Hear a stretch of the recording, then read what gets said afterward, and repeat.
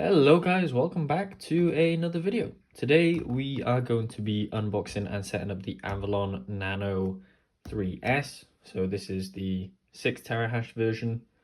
And as you can see there, we have a couple of specs. So Avalon Nano 3s input is there. It's obviously EU, power consumption 140 max, terahash is 6, and the air outlet is 60 to 70.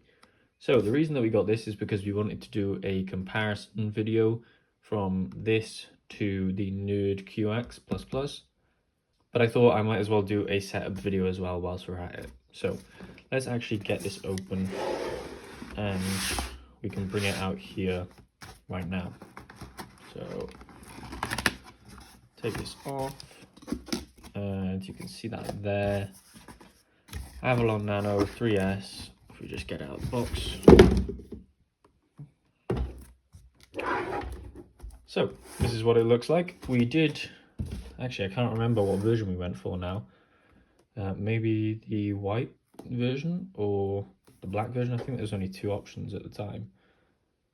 But let's get this off and then let's see what we're actually working with. So we got the plastic off and now we just, I guess, take this and slide it off. There we go. That is actually way bigger than I thought it was going to be. Just to give you some comparisons, probably like 2 hand widths of something. I thought it was going to be something about that big. I haven't actually seen any videos on this yet, and a lot of people have been saying in the comments, the reason I got this actually is because of the comments. And they were saying you can get way more terahash for whatever price in terms of, you know, why would you buy a BitAxe when you can get one of these? And just one of the main reasons is the open sourceness of stuff like the BitAxe and the NerdAxe. I mean, there's no reason to go for this if you can, because it's not really that open source. And that kind of needs to be furthered in the Bitcoin space, at least if you want to have a longer lasting network. But just open it up here, you can see the same sticker there. As I said, this is quite big compared to what I was expecting. Let's actually do a comparison right here. So just for future reference, this is a Nerd QX++, and this is the Canon Avalon 3s. So if we go like that, you can see that this is much bigger than this overall even. And we will be doing a teardown video on this, and obviously this is the setup video, but it overall looks pretty good. So there's intake kind of fan outlets there, and then I'm assuming you can open it up at some point here, and the same goes for this kind of intake outlet. There is a USB slot there, and I don't actually know how you power this on, but we're gonna have to find out at some point. Maybe it's through there actually. So I believe that this is an LCD and this displays where you're mining to and other things like that. And I'm assuming documents with Wi-Fi model, so that's to plug in a SIM maybe. I don't know, there's a lot of setups that we're gonna have to go through.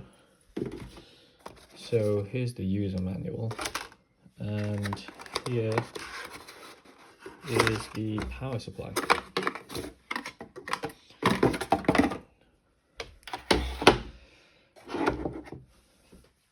So we have, overall it comes with, I don't really know what this is supposed to be, this Wi-Fi module, but the user manual I'm assuming is going to show us how to set up.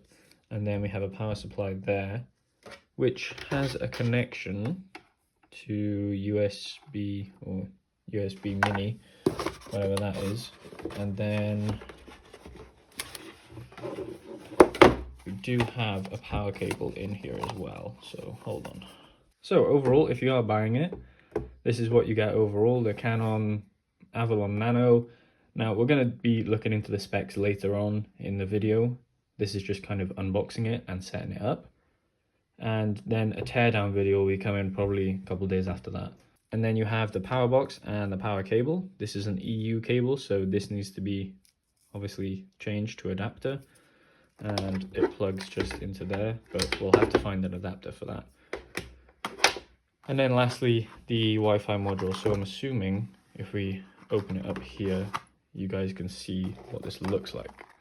So inside that box came 4 things. Firstly, it was this little USB stick, which I do not know what it is, but we'll go into the user manual and see kind of what it is. I believe it's going to actually plug into here, wherever that is, and then that's going to provide Wi-Fi of some sort.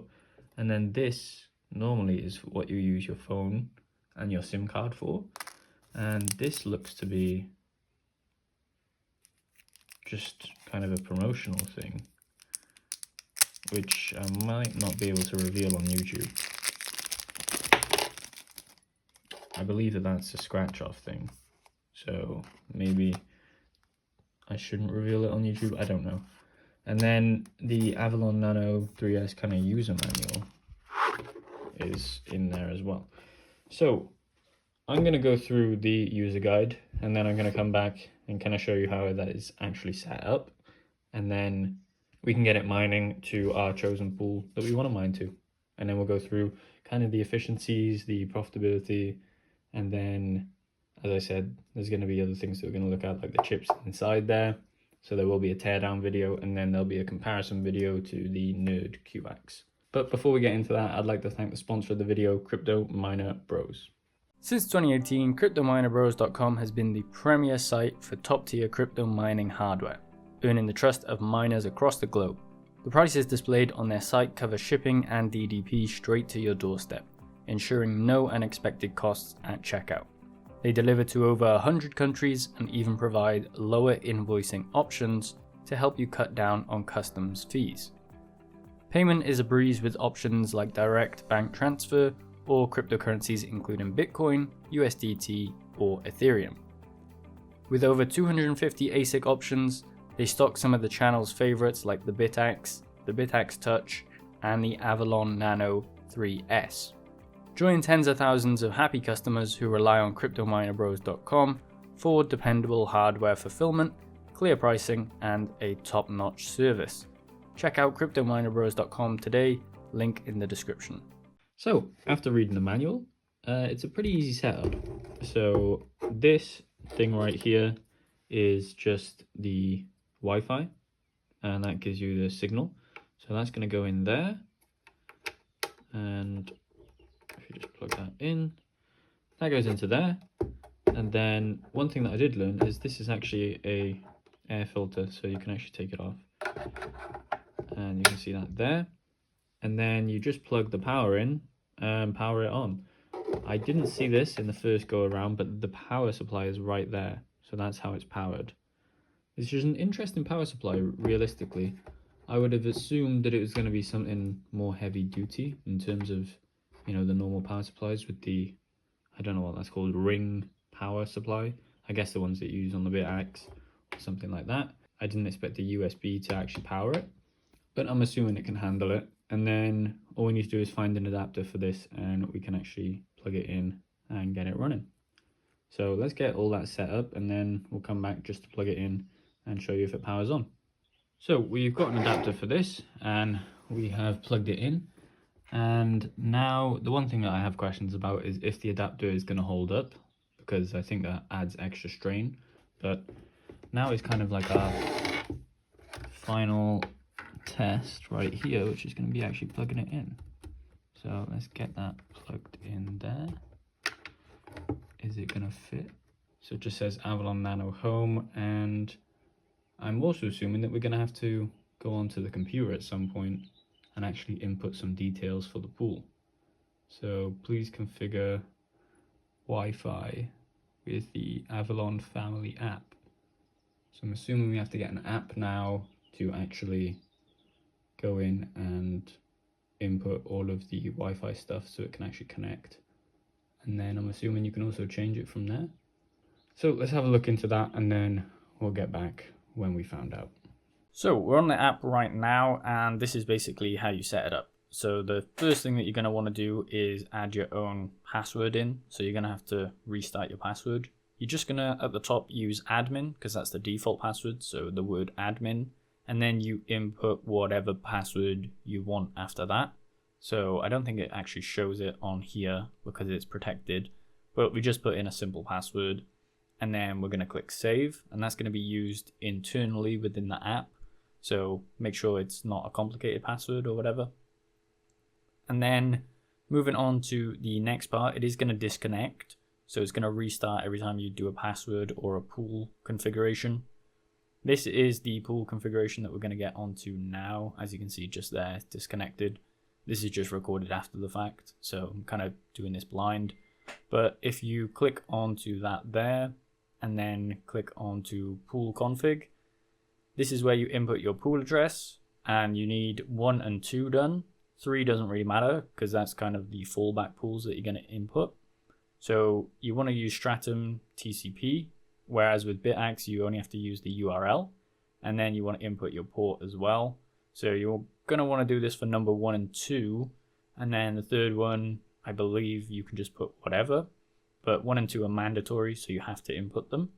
And then the next part is going to be worker name, so Bitcoin address, and then .nano for all of them. So it's a pretty simple setup, kind of like any mining setup for the BitAxe or anything like that. And then, as I said, nano at the end just to differentiate. And with the third one, we're just keeping them all the same, just because it's easier to track, and if it falls back, it's going to fall back onto those pools.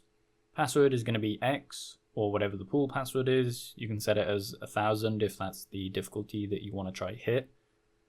But it does depend on the pool, if it allows you to select a share difficulty. As I said, it goes up to 6 terahash, so the difficulty should be very high. Now you just input the password that you set earlier, and then it's going to restart again. So that saves the pool information right there for you. As you can see, 4 terahash around that, and it is going to disconnect in a minute, hopefully. So yeah, disconnected there, and then it's going to restart back up. Next options are going to be the work mode. So you have low, medium, and high. We're just going to click it onto high, I believe. And then this kind of gives you a range of terahashes that you can hit. So low is about 3.5, medium is about 4.5, and high is about 6. You also have some light control to figure out kind of what lighting you want on there. It doesn't really matter. The main thing is the work mode and the pool configuration. So all of that is done. If you need any help, just let me know in the comments if you get one of these. And now let's flick it over to the computer to see where we're at with it. So here we are on the pool. As you can see, we do have our BitAxes, our Nerd-QX, and our Nano here. So we're currently at around 5 terahash. I know this can go up to 6, but this is on medium mode currently. And this is, I would say, about 40 degrees. Just put my hand over it in terms of the heating. We're not really buying it for actually heating. It's more kind of just for solo mining. But one thing about this that I noticed is there should be maybe a little bit more control on the overclocking of these devices. That's the main thing about BitAxe and the Nerd-QX, is that you have just a myriad of options for overclocking. You can take the power down to kind of get more efficiency, or you can just overclock it to the max. So as I said, we might be opening this potentially to add a couple of things in there.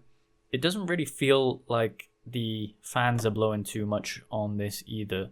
Unless somebody can kind of correct me in the comments, the fans don't seem to be blowing much. I think it is mainly used as a heater, so a Bitcoin heater instead of a actual miner to the furthest overclocks, I guess.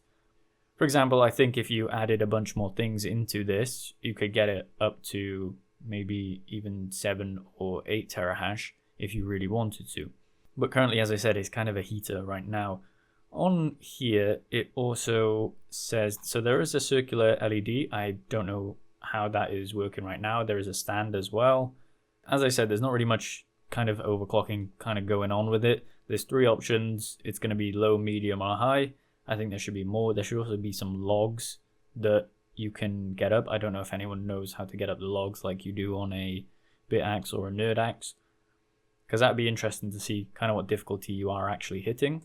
Clearly, we are submitting shares, but we don't really have any visibility on the app, at least, on the shares to the pool.